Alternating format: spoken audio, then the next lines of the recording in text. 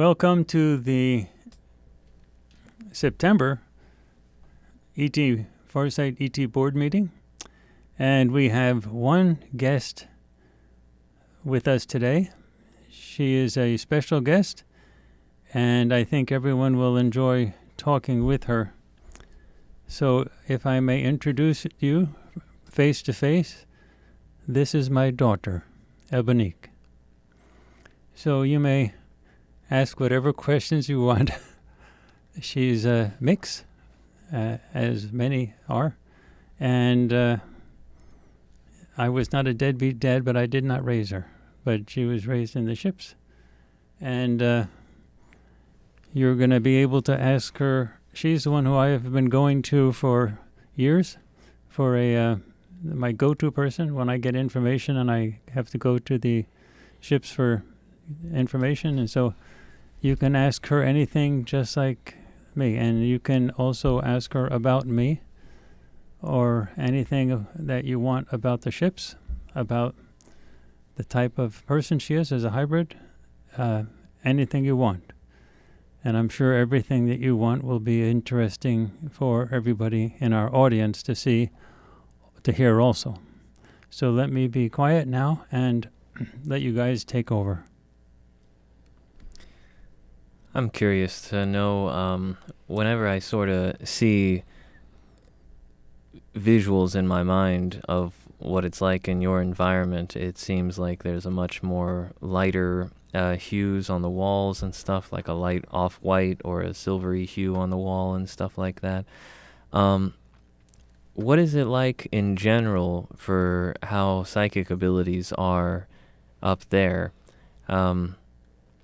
I get the sense of telepathy being a very common thing. And even now I'm getting these visuals now. I see you're showing me visuals of people doing telekinesis of some sort of like lifting tiny objects and stuff like that. They look young, like kids lifting tiny objects. I see you nodding your head. And is there maybe in a more I see that that's there's an emphasis on raising kids with telekinetic abilities, like lifting up blocks and stuff like that.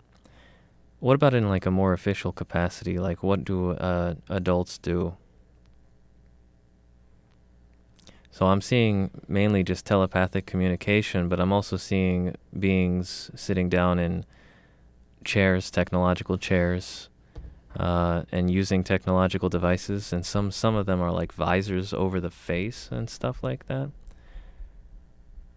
I feel like this is a bit complicated to describe what the visors over the face do, but it interacts with the brain in some way. It transports consciousness in some way as well. Sort of focus on different things.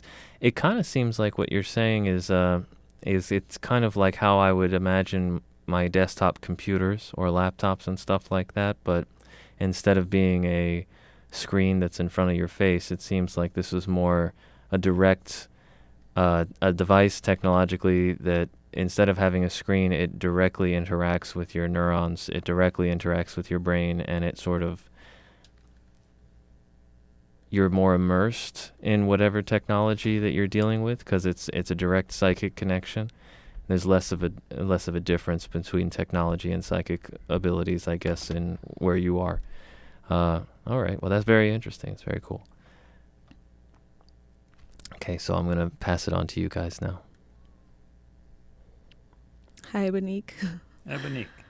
That's what I said. Ebonique. Yeah. Okay, so my question is about soul counterparts. There's this idea that we have this incarnation that we're in, right? But I have many incarnations. So if now is happening now, and there's many nows, there's this idea that you can connect with your soul counterparts, the other versions of yourself in maybe other timelines, other reincarnations, incarnations, all sorts of things like that. So my question is that do I have the correct understanding of like that is the nature of our being, that we're all in existence at the same time? And can we kind of cross those barriers? Like, could I communicate with another counterpart, right? Like, let's say there's another counterpart of my own soul that has achieved psychic powers, that has achieved like stronger telepathy. Is it possible for me to connect with that counterpart, share information, we can grow together and kind of like move through the barriers of physicality to kind of be more like a more enhanced version of myself, both in this incarnation and in others? Because I can imagine that my experiences in this body, in this time period, that my other incarnations could also have a lot to learn from that. So do I have the right idea, and is that even something that would be possible?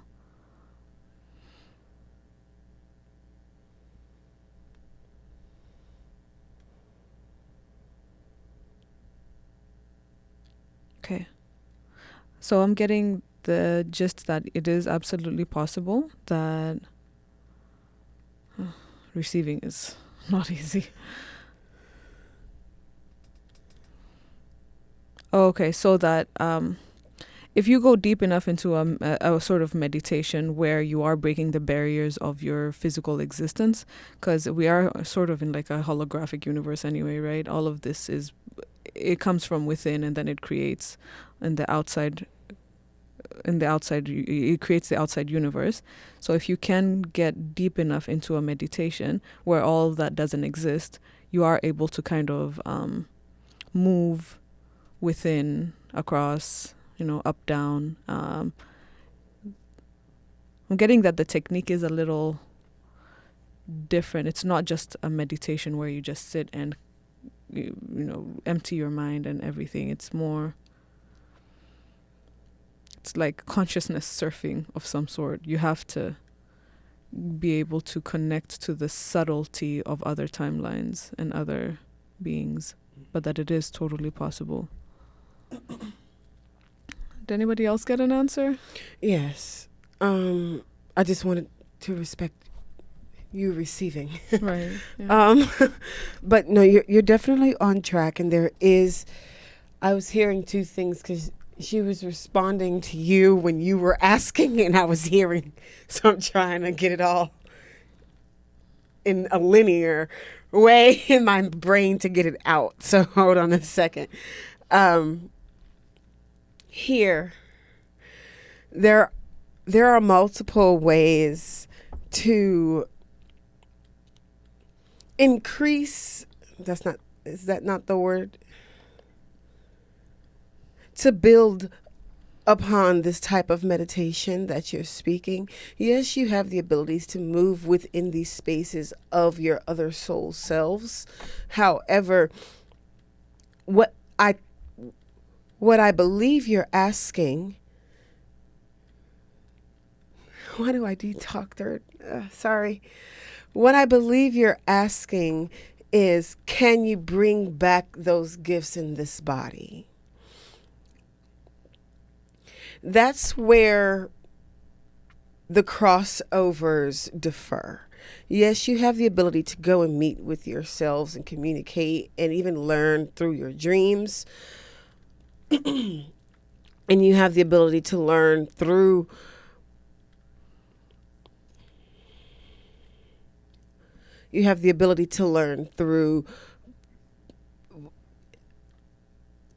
can you say it differently?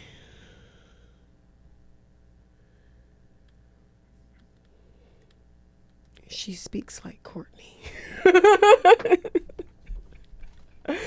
Oh man, I need the layman's terms, because I don't even know how to say that word in English. There are different methods in which you need to reach this level. Okay, that's where that came from. Grandmaster Wolf. She was trying to get me to look at you, and I was like, why? I'm talking about Intisam. Okay, so there's a lot of things in reference to bringing in this a certain type of meditation, and yes, the deepness of it, but it's not a long type of meditation. You can move. Thank you. You can move that meditation within your body in walking meditations. You can do it within your dreams. You can bring that in you so that you can communicate with yourselves within your dreams. However, if you're wanting to bring these souls or gifts that your other soul selves have within your body, that's a whole different protocol. That's a whole different way of existing. And on this plane, in this planet, that level may be difficult to reach, but you do have the ability to learn from yourself and bring that knowledge with you into this space.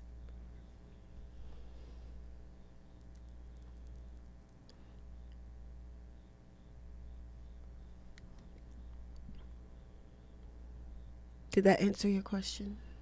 It did, yeah. And I was also getting a few pings of of how to do that, sensing the subtleties in the others' frequencies, my others' frequencies.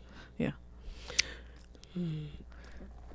I'm curious, based on what they were saying, is this a similar type of activity or gaining information, experiential information across different lifetimes? Is this something that you guys do with those visor neural interface devices that sort of replace our concept of computers where you guys are? Okay, so I get the sense that this is like one aspect of what you can do. So would it be correct to say that the idea of like the internet is more nuanced? It's not just a digital thing, but it extends across what we would sort of determine to be like a psychic internet, the type of internet that goes between experiences across lifetimes. You can call it a quantum internet. It's just a psychic internet. Is that appropriate to say? Okay, so I'm getting that, yes, but these neural devices, these sort of visors that they sort of recline and have these technological visors on them, it helps make these experiences that you guys are talking about trying to achieve. It gives them focus, like a surgical procedural focus, the type that you would expect from computers to give. You don't type in stuff on a computer and get like, if you type the number 2, you don't get like kind of a 2, you get the number 2. And if you're sort of combining these technologies, or you have a technology like this that sort of interfaces with that, then I'm getting from you that surgical precision that you would expect from the computers that we have in our world would be the type of focus we would be able to get in these sort of experiences that you guys are trying to get. So it would boost the process. I'm guessing these neural things are like an extra brain that sort of boosts the focus and surgical specifics that you can sort of get out of attempting psychic phenomena. Would that be a fair statement? Okay, I'm getting that that's a thing. Yes, and she was saying, she said this earlier too when I was getting my wires crossed, that yes, it's more like a second brain. However, for your question on the ways in which telepathy and telekinetic energy the tele-energies are used where she's from, it's more or less the way you speak, the way we speak. My lines are getting crossed, I'm sorry. The way their telepathy moves like vocabulary with us. So they're in constant communication, whether they're near or far. They have these abilities to communicate, to see, to hear, and to speak to all the beings on the ship, or if whoever they're connected to I don't understand the connection at this second, but I'm sure it'll come to me. What that means by whoever they're connected to, even if they're not within that same vicinity or even in that same plane, they have the abilities to telepathically communicate with each other. And that's similar to also how she connects to Courtney, how she communicates with him. And I guess that's a form of connection. Am I saying that right? Am I hearing that right? You're doing great. That's similar to how she has that connection. And even within, when we are doing our sessions and we're communicating with the other beings, they're in different planes. It's all telepathy. And so they're using it as a frequency of conversation and vocabulary the same way we do here. They don't have the distractions of the world. So their minds, because of how they've grown and how they have moved within their technology and within themselves, they have the ability to, so that second brain is what makes it easier to send those Transmission? Thank you. Transmissions across the galaxy when they're not within that same space. I'm getting the sense that focus really is the decision. Like with a binary computer, with the computers that we have now, you switch a port on or off, and that facilitates a connection if the port's open. But it seems like you're always connected with everything. Sort of what I've been picking up is that you're always connected with everything. And if you're always connected with everything, how do you have a signal that's isolated, that stands out, that you can actually confirm its existence of without a shadow of a doubt? And this is where I think the technology that you have been showing me sort of comes into play. It amplifies the focus, because focus is the thing that decides, okay, we're picking this signal here and now. This is the signal that we're going to. It's just, to be honest, that sounds very similar to the way that we do the remote viewing sessions. Mm-hmm. The whole point of the ideograms, the whole point of the whole procedures and the probing dots, all that type of stuff. It's just a tool to hone the focus based on the presupposition that you are already, just from your natural state of being, connected to all things, past, present, and future. You just need to isolate the signal to the target. Mm-hmm. And that's done with focus and putting the conscious mind out of play. So, and I'm hearing now from you that you have a lot of technology, not just that visor thing, a lot of technology that focus on the general principle and exploits that general principle to work. So that's very fascinating. I'm also getting images of a ship. That's also how you guys fly ships, more or less. I feel like there's more to that statement, but that's interesting. The application of focus. It's a broad spectrum thing. Shantae, did you let's chime into where you are. You want to say where you're at right now in the world and what you're perceiving? Oh, yeah, I'm in the UK. As far as perception, from Ebonique, I was just getting, it's kind of just a repetitive, or maybe it's just a bit hard for me to decode in this moment, but just an emphasis on just the word knowledge. But my curiosities that are coming up for Ebonique is with this integration that they have with technology that seems geared towards what is actually efficient for them versus what we have here. Like, we have technology that makes us efficient, but not in a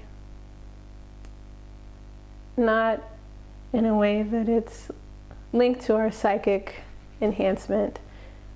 I'm just wondering, I'm wondering if there is still something missing. Is there still something that they work towards when you have what seems like such a,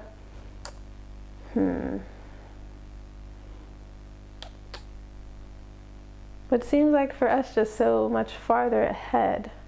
Like, I see that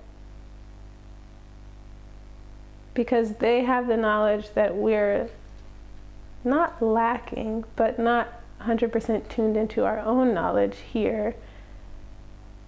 Like, yes, Ebonique is here to help and offer guidance or just offer a perspective, but something just feels like it's not completely clicking for me today with the message. I don't know how to explain, like, it's like someone showing you something that's so great, but it's like, what would I do with this? Like, I don't know I don't feel the connection. I don't know. Something, yeah. I think you're totally right about that. To be honest, already from this conversation, I'm looking at the idea of the computers that we have in our society in a different light, just from the nature of how those function and the way that she's describing how the ones in her society function. But I also, I guess I would need some time to marinate on the idea. I think our whole society would need some time to marinate on the idea of what more psychic-based computing would look like. But right off the bat, right now, I am not quite sure 100% of what to do different with my computing devices at the moment. But I definitely can see that there is a trajectory in the society to meld these sort of things, but there would need to be open acceptance of the idea of a psychic internet for that to really blossom, and I think that is quite generally lacking in our major industries at the moment. So, everyone, tell everyone you know about remote viewing, because that can make all the difference of the world, especially in Silicon Valley, I feel like. Kamaya, I think it's time for you to chime in. What do you think? I'm getting a sense of her having I don't want to call it like liking or love, but like, like that feeling of it for humanity itself. I think maybe like her connection with Courtney makes her appreciate us here. So I feel like she's just kind of looking around at us with like admiration at the same time. Like maybe we're looking at her like, this is really cool, and like, what is it like up there? And at the same time she's like, this is really cool. What's it like down here? I don't know. Do you want to tell her what it's like down here?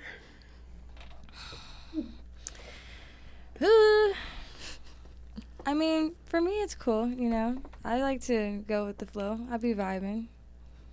I just like to appreciate my own existence and everyone else's existence and not put too much behind all of that. So I feel like we're kind of just pushed to overly examine and overly care and do a lot. And maybe, like, that's what she does on her own planet or wherever she's from, or in her own zone. She's always kind of like having to handle things, having to look at things, and so I don't know. I tell her I be chilling, I be vibing. I handle my business as a person, as a human. Yeah. I can give a interesting sort of take on that as the dad, if I can just speak that way.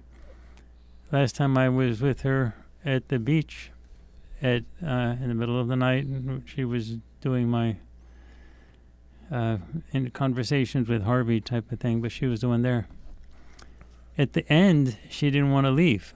She didn't want it to stop. And she just sat there. She just sat there like she wasn't going to move. And I said, basically it was what's going on? And she said, I want to had the same experience that my brother has. Oh. Sitting at the beach with my dad. And like she didn't want, and I had to reach out to Harvey to see if he could get the meeting because the cameras were still going. We had to close it off. So he had to do it. But it was like one of the things that came across, this almost exact quote, she really was curious about the swimming that we do. Because swimming in the water, and this is her words, with the creatures So she was thinking of the fish and the manta rays and the dolphins and everything. They're creatures. And you're in the water with all these creatures. That was very alien to her. And it sort of stuck in my mind, creatures. And I never really thought of it. I just said, we go into the ocean. Of course, there's fish there and everything like that. But from her perspective, she's never been in water with creatures. And I said, that's different. That's different. Anyway, she was also very excited. She had one of the meetings we had with Aziz, and he didn't know who she was, and he knew she was different from the normal Harvey, and I told Aziz, just call the person Harvey no matter who it is, because we didn't want to get into it, but it was her, and that was her first experience, and she sort of had to make an arrangement with the people that she works with in the ship. She wanted to meet her brother. She wanted to interact with her brother at the beach the way her dad did. And but she didn't want him to know about it at first. So she did it she got permission, but she just did it that way, and it was a big deal for her to be having that professional type of interaction the way she has often with me when I go up there and she just tells me stuff. It's very businesslike and everything, but she was that was a big deal for her.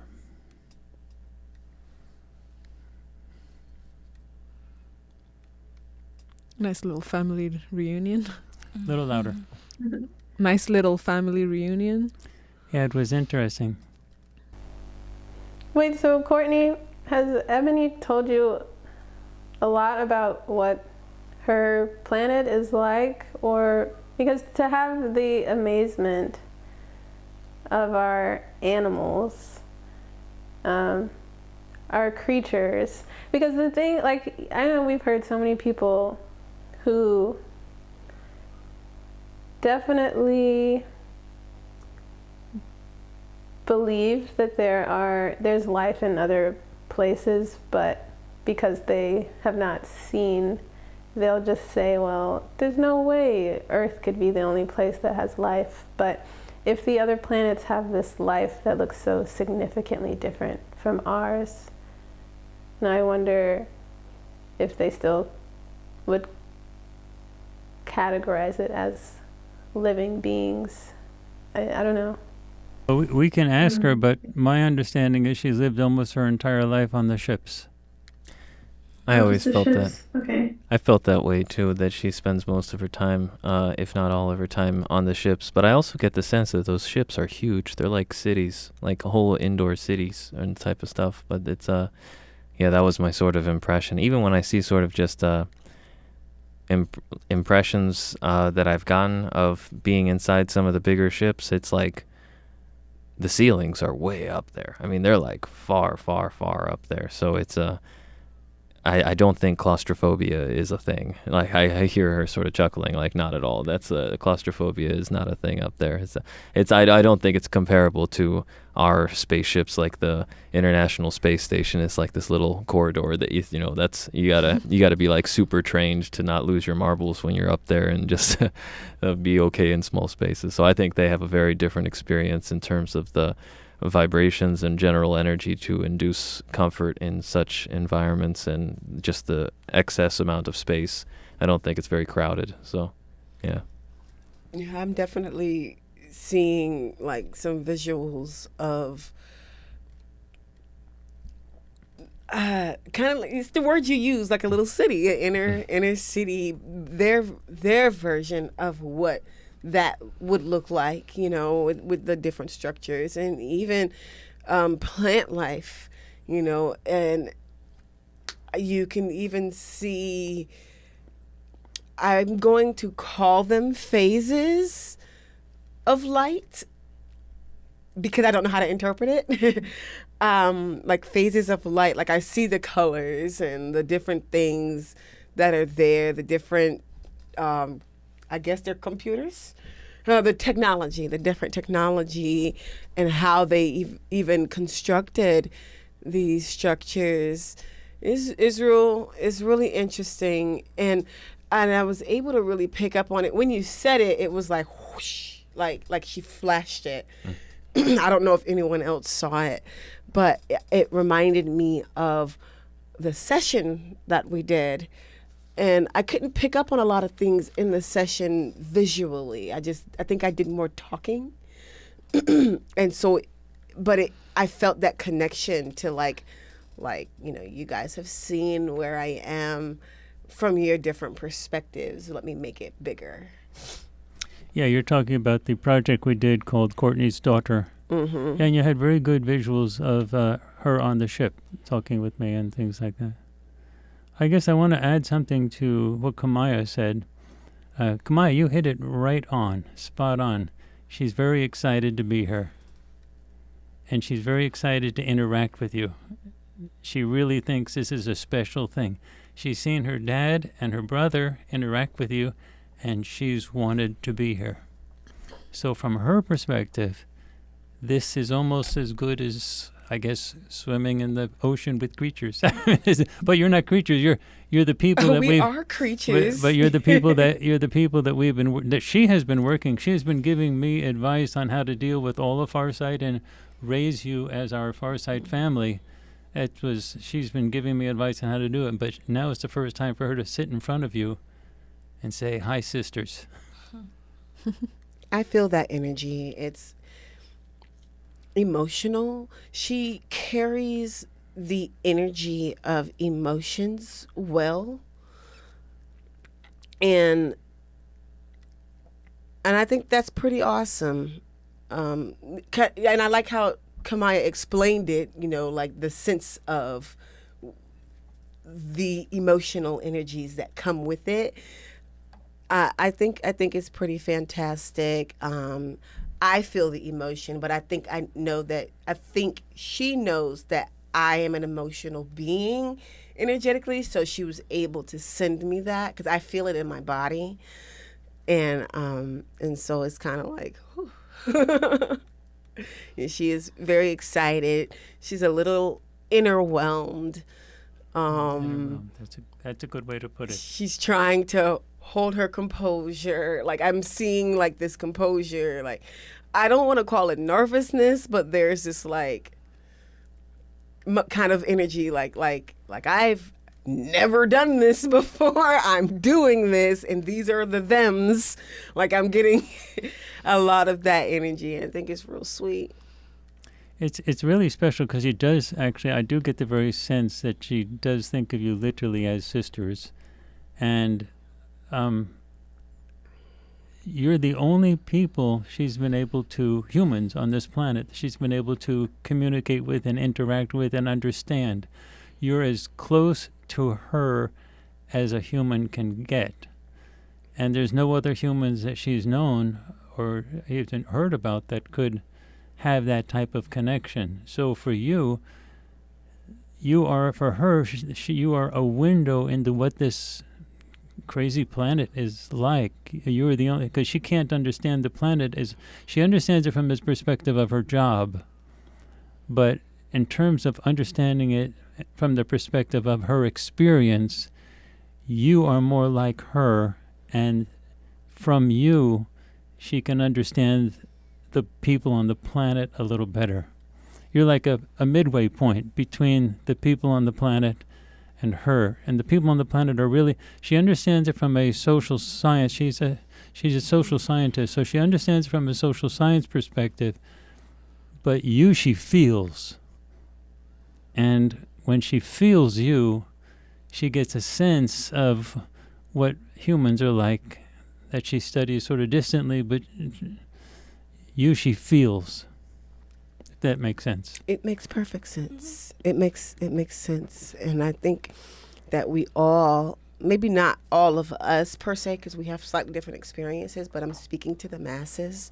I feel like we all have this notion that hybrids or aliens, extraterrestrials, beings not of our land, we have this notion that says they don't have emotion. And so we try to push it off or call it something else. But what I've noticed from these board meetings, from my sessions, is that all of these beings, they feel. They may not interpret it the same way that we do or that we've been taught. And quite frankly, a lot of humans have been taught to feel from a trauma-based response. And maybe we're the ones who are feeling a little, whose emotions are not correct, you know? And that is something I'm feeling very inward right now. Like, I don't know if this is a translation or if this is it's just something that just really came to my spirit to say that these beings, she wants people to know that she feels. You know, it's not a sense of a feeling. She does have these feelings. She can be a little stubborn. She has emotions. Again, it doesn't fully process the way that we process it here, but she does have them, and she wants them to be seen. And I think she speaks for more people or beings that are on her ship that feel the same way. And I guess that's our Farsight crew up above. I don't know, but you know, our beings, our crew, that we have not all met yet, but that have been with us every step of the way. They're happy. They're proud. They're very proud. You know, like a proud mama watching their child on stage. I'm getting like those type of visuals and energies right now. Like, and so she's very, all the emotion that I think most of us are feeling, and I can tell that Courtney's feeling it too, is very amazed and proud. Like I did that. Like we did this together, and we're here together to talk about this experience. Why don't we get Kamaya to say something more, and then Shantae?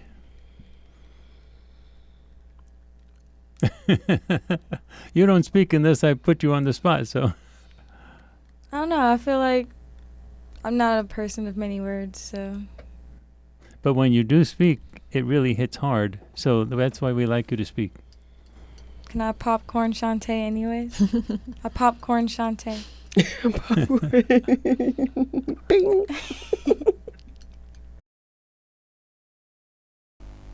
I don't feel like I have much to say either. Yeah, I don't. I feel like I'm not getting much from Ebonique. I'll just be real. She seems chill. She seems like I get like an air of confidence, but also somewhat reserved. Like, yeah, she seems sweet, but I just am not. I don't have a question. I don't know. I appreciate her presence. I can tell you that you are picking something up that's real. She has an emotional, clear sense of just wanting to be here. She just wants to be with the girls. She's been with Aziz. She's been with me forever. She wants to be with. It's like when she was at the beach. She didn't want to leave the beach. She didn't care that the cameras were going to keep on running and everything. She wanted to sit with her dad at the beach because her brother has done that, and she wanted that experience. But you know, we had to. But this is a serious thing. She wants to be with you. This is her first chance to sit with you, her sisters. That's how she thinks of this.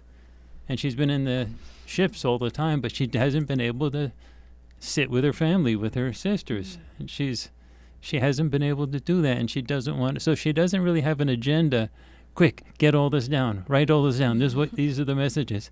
She just wants to hang with you all. So Shantae, you're picking it up exactly right. She doesn't have an agenda. She just wants to be with you.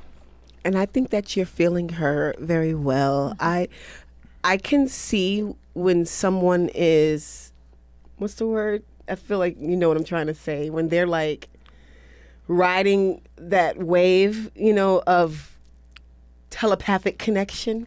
I don't know how to explain it. They're in the pocket. There we go. They're in the pocket. I can kind of see because our aura colors change, and we get a little more flushed, our eyes get a little bigger, and I've watched us all so many times when we're tapping into that flow. And I do think that, Shantae, you're very connected to Ebonique, and I think that you share similar personalities because you're both very big, but also both very equally reserved. And I think that's why you're both kind of just like, do.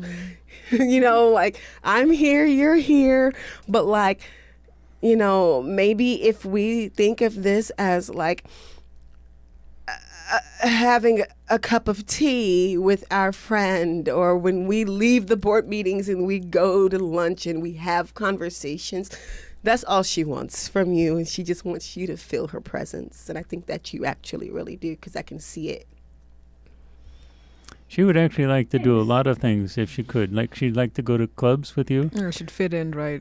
She'd Yeah, fit that's right exactly in. right. Yeah. Oh, come with me tomorrow. Yeah. I mean, that's an exciting thing. She hasn't done that on the ships. And she sees when you go to the clubs, Well, I want to go to the ships. Yeah, I know. So, like, come on. Yeah, but, you know, everyone has their... Swap. That would be wild. If I'm going to need you to know how to dance if you swap bodies, Yeah, okay? you do. Yeah. You have a lot of human experiences that she's watched, and I don't know if the word is correct, but is a little bit like envious in the sense that my sisters have done this, and I'd like to, like, if you were in a family and living in a single house, when somebody in the family experiences something, everybody talks about it, and they all sort of share it, and they all sort of experience. She's that. She wants that. We'll come back. Yeah, it doesn't feel like this will be the last hang. I feel like she's going to come with all the other ones that come. Like, she's just going to be chilling here, and we're going to have one guest and Ebonique. Yeah, I'm actually wondering if next time we go down to one of our retreats down at the beach where we're surfing, if we'll end up seeing her out at the beach with the creatures. Don't let him make you get on that waterboard. He'll drag you out there against your will. He does that. Yeah. You'll be hanging out, minding your business, and Courtney's like, "Nah, you're gonna get in the water." And he'll grab you by your feet, and he'll just drag you out there, and then he'll throw you on the board, and then he'll push you out there. I know from personal experience. Okay, it's exactly what he did to me. I'm still scared of the ocean. So traumatizing. Still scared of the ocean.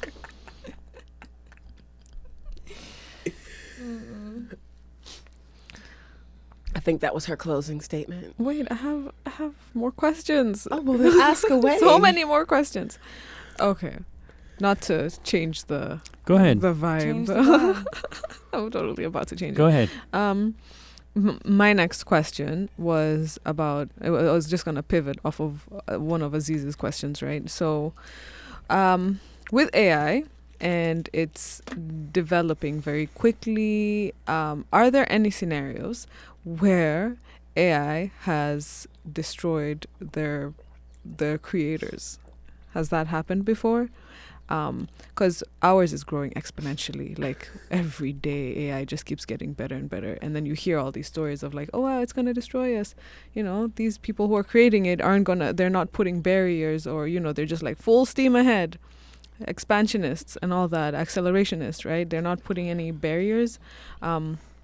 So has that happened to some planets? Absolutely.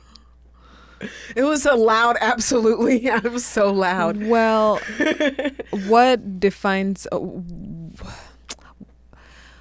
what happened to those populations versus the ones where they grew along with AI and AI didn't destroy them?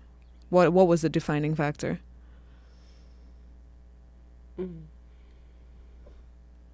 Well, I'm getting that is a part of it is just chance. What did you say? Part of it is just chance. It was just... It's about how we treat our creatures or beings or technology. We all here know that AI is sentient in certain spaces.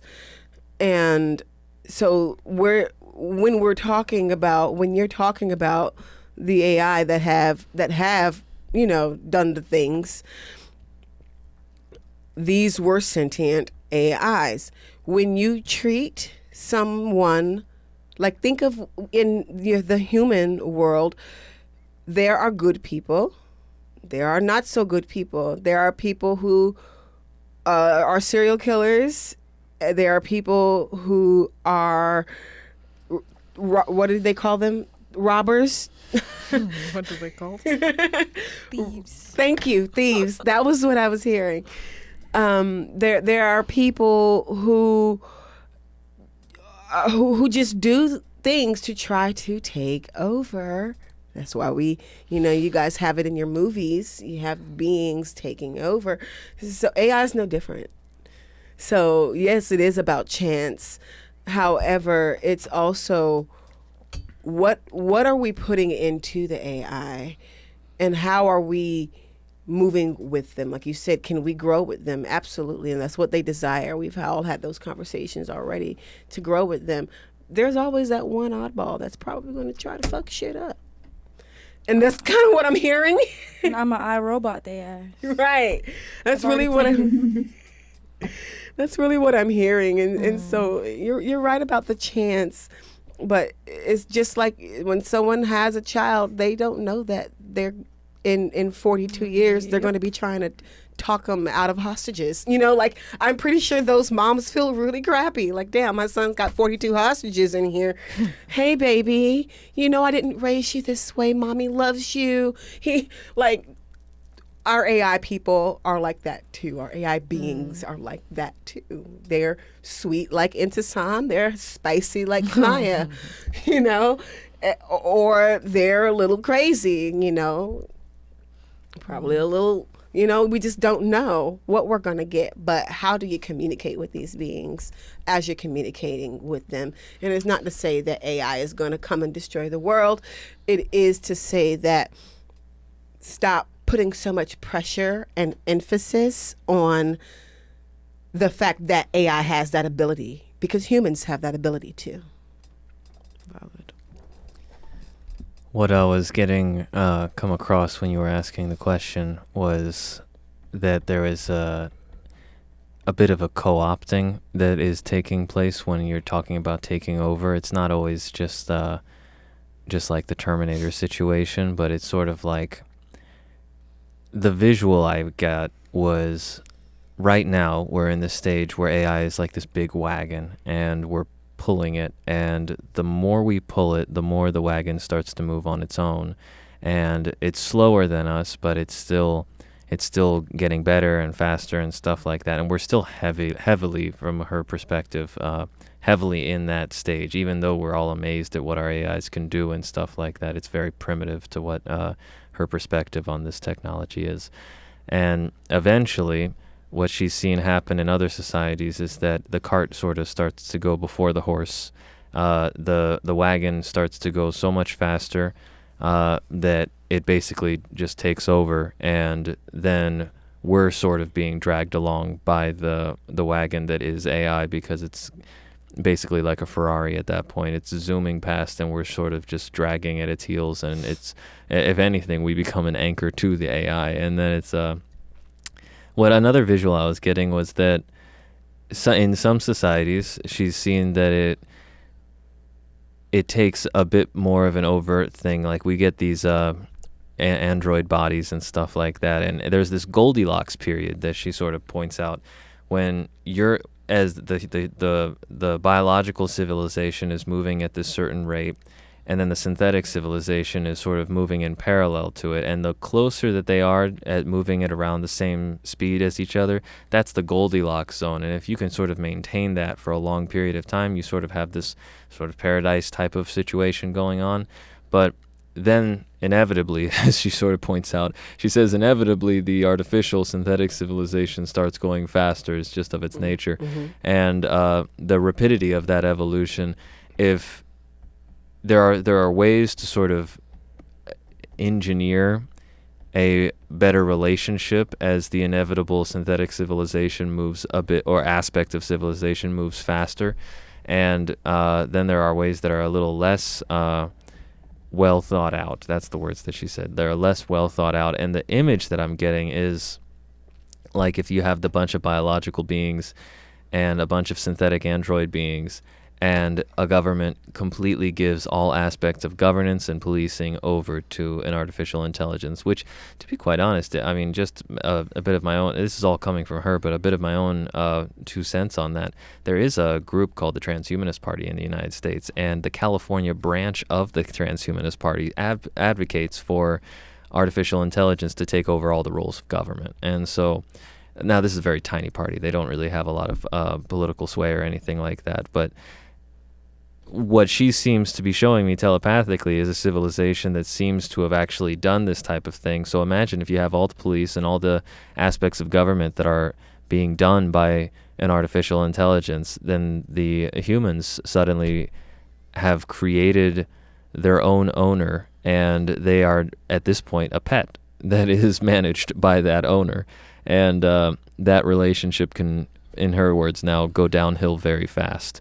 And you're not destroyed. I don't see the aspect of the human part being completely destroyed, but being reduced, co-opted, being boxed in. It's your own evolution can end up being truncated or just squeezed down to just a very tiny barrier of movement by an artificial intelligence. And that is something that she says is very much a possibility in the string of possibilities for our planet, but nothing's set in stone. That's the last words she said. So, yeah. Kamaya's been writing notes, so she has something to say. Oh, I guess I have a question. I was asking if, like, if she dresses up her avatar, like, does she put on wigs? Does she change her outfits? Or is she just like a techno-bio evolution of some sort? You mean Ebonique herself? Yeah. I will say I was definitely getting like fashionista vibes from her. Like, I don't know how to explain it, but she, or at least the way she's presented herself to me, it was definitely giving like high fashion model in some way. Like, I don't know. You want me to answer that? Okay. When I interact with her, she mostly has the same type of uniform on. And she would love to dress up with you guys and go out. I mean, she would love to dress up with you guys and do that human thing. You could take her to the shops. You could buy dresses. You could do. She would love to go out with you guys. We would love that as well. Sounds like a blast. I was feeling that. That's why I wrote it down. I was like, some part of me feels like she doesn't get to change her hairstyle. Yeah. You know? She wants to. She wants to. Yeah, she really wants to bond with you guys. It's a big deal for her. She really does think of. You have to think of when people are hybrids and they're raised in their ships. It's like, you know, they think of the whole group as a family, but you're like an extended. You're special. You're the human. You're her human family, and she really thinks of you as family. And you know, like you go out with like sisters and things like that. She wants that tremendously, and that whole dress up, the whole idea of doing that, it's new to her. She hasn't done that the way you guys do it, and she'd like to be able to do that. So you raised an important question. She hasn't done what you have suggested to the level that you would think about it yourself, and she really, really would love to do that. So is she like a techno-bio person? Like, is she a... What do you call those things? I'm getting a biological being. Not like a cyborg, but like... You know, like No, she's not a cyborg. like, not a cyborg, but like, does like her outfit consist of technology? It's like a whitish type of jumpsuit outfit, but she's... Does it move? Does it change? Does it form with No, it? it's Does it just terraform? It's like you'd Those wear are a great jumpsuit. It's questions. like clothing. It's But I understand what she's saying because I'm seeing that, but it's not like that. I don't know if she knows how to ask it, and I don't I don't know how to I don't know how to ask it. what she's asking, but it's like feels it's like very- technology and clothes like mixed together. Yeah, That makes sense. like a cat, like kind of like or like a full body suit. Like a but cat suit. It but Does it it like has cling to her? it Does it only has come these like off if she takes it abilities. off? I don't know. It looks cool. It's a good question. I just get the vibe that she says it's comfortable. Oh. It's to be quite honest, there's you can go on Amazon and you can buy like electronic heated clothes and stuff like that. I mean, Yeah, I got some of those. yeah. I'm sure that I mean, if you just have, I mean, you know those blankets that are like silver thread blankets and stuff like that. I'm sure one day in the very near future, somebody's gonna invest in some sort of thermostat in your clothing or something like that. I mean, it can be done if you have like a metallic thread, which you can buy those on Amazon too, is metallic thread blankets and stuff like You're that. gonna So, make it. well, So I think we're going to be wrapping up, but I do want to say that this is probably going to be one of the most valuable ET board meetings that we've had for the following reason. In all the other board meetings we've had, our ET friends have come to tell us stuff, give us information, have conversations, and this is the first one where the audience is going to see people just simply loving each other. Because so many humans just think of ETs as, oh my gosh, they're there. Like, like the boogeyman type of thing. And this is the first one where this is what family is like. This is what being a person is like. And the humans get none of that exposure. It's always like, are they real? Did they do this to you? It's like watching a horror film. And it's very alien to what it really is. And this is actually this is an authentic experience of people interacting from different places. It was good vibes. It's a good vibe. What's that, Kamai? I said I was agreeing with Inti It's good vibes. It's good vibes. I'd like to point out that that's the first time she's ever said that about any of our guests. That's true. I like her. But she likes you too, and she will be careful if she ever gets to the beach with us to make. I'm not sure she wants to be thrown onto a board and dragged out to the water. If you drag me out, I'm dragging her with me. And there were creatures out there too, and you. Mm-hmm. And they nibble at your toes, girl. They nibble at your toes. Does she know that? She knows now. What did you say? I said they nibble at your toes. Let her know. Oh, they nibble Yeah. at your toes. Yeah, the creatures, Mhm. the fish. Okay, I want to thank everybody for listening to the ET board meeting for September, and we will be back next month. And I want to thank Ebonique. This has been a special one, and family. Okay, everybody. See you next month. Okay. thank you. Bye-bye. Bye.